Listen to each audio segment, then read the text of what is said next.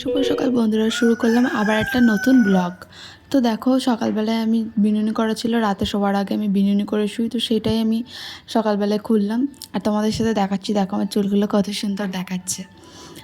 তারপরে এখানে আমি খোপা করে নিচ্ছি, কারণ গরমে আমি চুল খুলে থাকতে পারি না। শুধু গরম বলে না, আমি না চুল ছেড়েই থাকতে পারি না, সেটা শীতকাল বলো বা গরমকাল।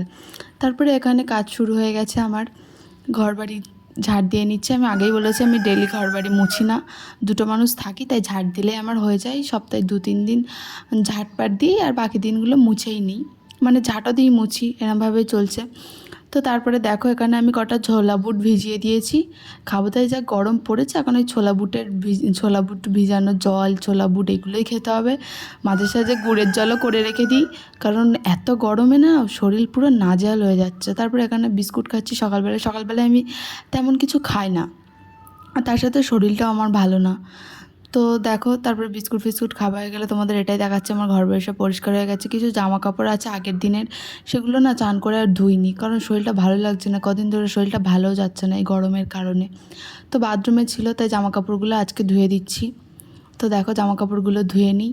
আগে জানো তো, বিয়ের আগের কথা বলছি, নিচে জামা কাপড়টুকু আমি ধুতাম না, চান করে উঠে জামা কাপড়গুলো খুলে রেখে দিতাম, মা ধুয়ে দিত। আর যেদিন মা ধুতো না, বলতো তোর জামাটা তুই ধুয়ে নে, আজ আমার কাজ আছে, তখন আমার খুব রাগ হতো যে নিজেরটা ধুতে পারবে, আমারটা ধুতে পারছে না। বাট আজ বুঝতে পারছি যে সময়ের সাথে সাথে সব কিছু পরিবর্তন হয়, এখন নিজের সাথে তার জামা কাপড় আমার কাচতে হয়। আর ও মাঝে সাঝে আমার হেল্প করে দেয় কাজে, প্রচুর, মিথ্যা কথা বলবো না, প্রচুর হেল্প করে আমাকে কাজে। তো দেখো কথা বলতে বলতে আমার জামা কাপড় প্রায় অর্ধেক ধোয়া হয়ে গেছে।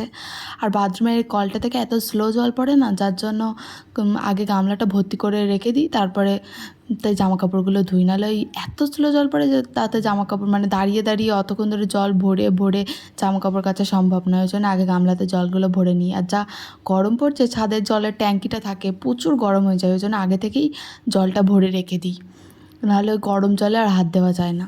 তো এখানে একটু কমফর্ট দিয়ে নিচ্ছি, কারণ আগের দিনের জামা কাপড় তো কেমন একটা মানে গন্ধ গন্ধ বেরোচ্ছে, ভ্যাপসা। তো ওই জন্য সার্ফ দিয়ে ধুয়ে একেবারে একটু কমফর্ট দিয়ে নিলাম, তাহলে আরও ভালো সুগন্ধ বেরোবে। তো চলো এখন ছাদে জামা কাপড়গুলো নেড়ে নিই। বাইরে যে রোদ পড়েছে, ছাদে যেতেও ইচ্ছা করছে না জামা কাপড় নাড়তে, কিন্তু কিছু তো করার নেই, নাড়তে তো হবেই, নাহলে শুকাবে না। কিন্তু আজকাল লেটে জামা কাপড় মারলে না কোনো অসুবিধা হয় না, শুকিয়ে যায়। ধরো 2টোর সময় জামা কাপড় মেললে সেটা শুকিয়ে যায়। তো যাই হোক, এখানে আমি জামা কাপড়গুলো মেলে নিচ্ছি, দেখতেই পাচ্ছ। আর দেখো কতটা রোদের তেজ, তো দেখো।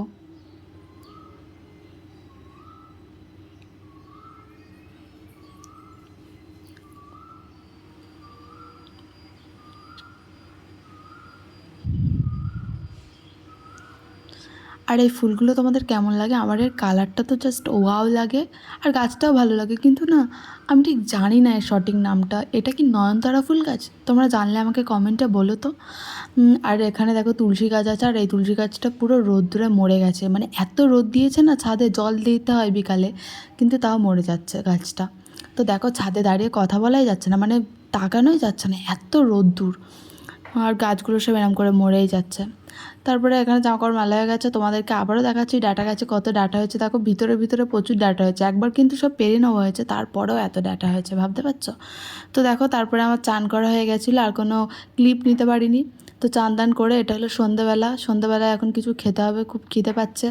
সন্ধ্যেবেলায় হলে না একটু স্ন্যাক্স কিছু খেতে ইচ্ছা করে, মানে ভাবি কিছু খাবো না, চা ফা খেয়ে রেখে দেবো, কিন্তু তাও হয় না, মনে হয় ভাজাভুজি কিছু খাই। এটা আমার আগাগোড়ারই স্বভাব, বিয়ের আগের থেকেই আমার ভাজাভুজি খেতে এত ইচ্ছা করে। ওখানে ছোলা বুট ভিজিয়ে রেখেছিলাম, ওটা কাঁচা পরে খেয়ে নেব। এখন একটু ম্যাগি করে খাবো।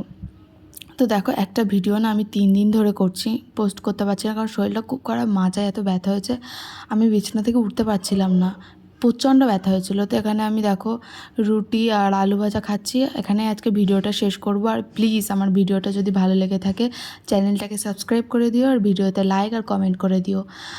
তোমরা আমার পাশে না থাকলে কীভাবে আমি দাঁড়াবো বলো? তোমরা সাপোর্ট করো একটু প্লিজ। আমি জানি এডিট অনেক খারাপ হয়, আগের ভিডিওতেও বলেছি, বাট আস্তে আস্তে আমি চেষ্টা করব ভালো করার। আমার পাশে থেকো, সাথে থেকো, আর ততক্ষণ তোমরা সুস্থ থেকো।